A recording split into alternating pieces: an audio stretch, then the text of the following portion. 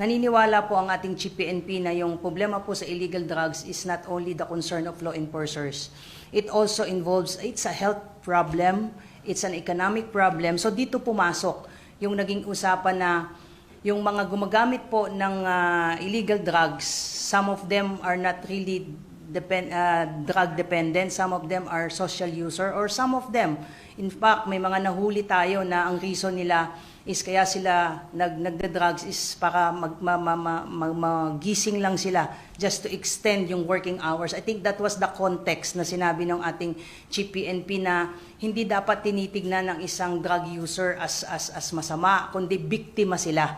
Kasi meron ding economic side. Gusto mong mag-extend ng iyong working hours. Take a case in point, yung ating mga konduktor, yung mga driver na nahuhuli po na pag nag-positive sa drugs, ang reason nila kasi grabe yung biyahe, kailangan nilang manatiling gising.